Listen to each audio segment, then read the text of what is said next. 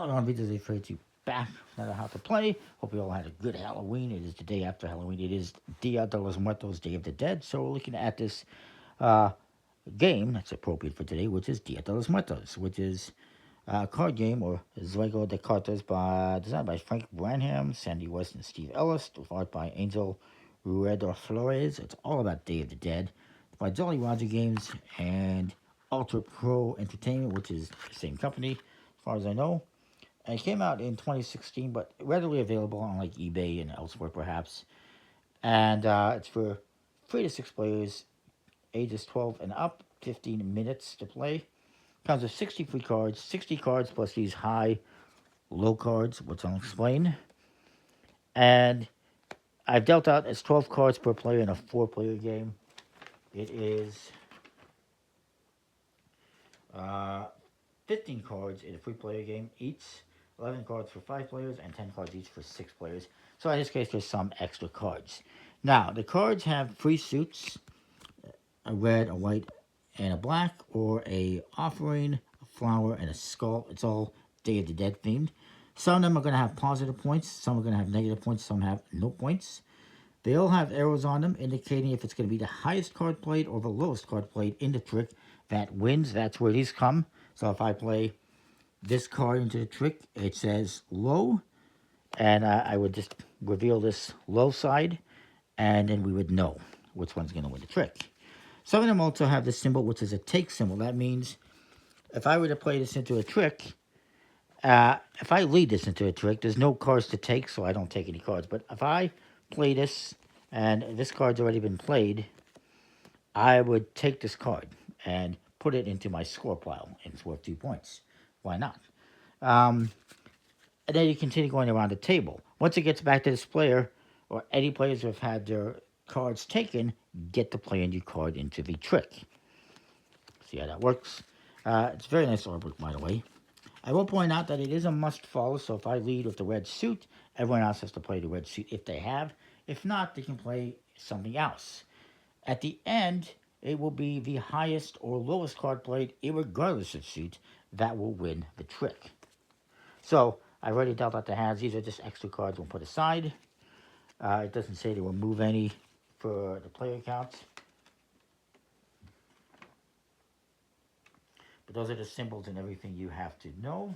There are some variants and advanced rules, which I won't cover. I'll just keep it basic. So I'm going to lead a card. Let's say I lead this. Which one do I want to lead?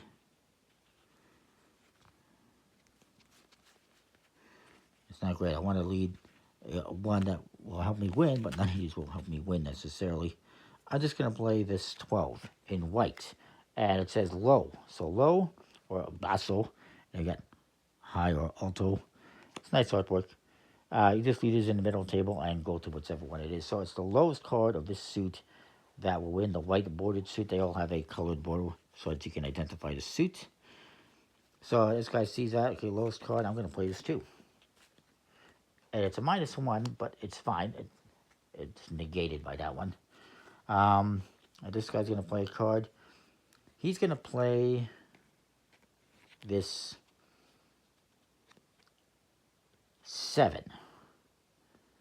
And it has the take symbol on it. That means he has to take one of the previously played cards and put it into the score pile. So he's going to take mine. It's worth a point at the end of the game. And then this guy's going to go, and he's going to play... lowest card wins, huh? It's not great. He's just going to play this 8. He's not going to win, more than likely. He's not going to win at all. But it's a negative point that he's going to award to somebody else. Right now, nobody wants to win this one. It's -3 points is what we're looking at. And so, since my card gets taken, I get to go again. And I will just play the 19, which is a -1. So, in this case, the lowest card wins the trick. It's this guy. Play the lowest card. He's going to win this trick. And he wins himself -4 points. Not a great start. He's going to put this here into his score pile. And he's going to lead the next one. Maybe he leads with this red 17. And it says highest card wins. So he's going to pull out the high red. So we know. This guy's going to follow. And he's going to play this 18 to try to win it. This guy is not going to win it. So he's going to play this 7, which is going to let him take a card. So he's actually going to take this one for his score pile. It's a point. He's giving up a point, giving up a minus point, and he's going to take a point. Then I look at this, my hand here, and I'm not going to win this one. There's nothing I want to take. I don't want to take a nothing or a negative point necessarily. So I'm just going to play this 14. And then this guy is going to play again. He only has one card to play. It's the 20. So he wins the trick, and he's going to collect all these cards. Again, more negative points. Ouch. And you just keep going around the table like this. Again, if you cannot follow the suit, you can play any other card. And at the end of the trick, it's simply going to be the highest or lowest card of the suit led, or of the highest or lowest card played, irregardless of the suit led, that will win the trick. So this just kind of tells you it's supposed to be the highest card of the red suit, but if somebody played off suit and they played the highest card, they would actually win. It's kind of a strange rule. I don't know how I feel about it, but it's interesting. You're going to keep playing until you get to a point where somebody needs to play and they no longer have any cards to play. So if it comes around and I don't have any cards left, we stop the trick play and we will score points. Cards left in your hand do not count.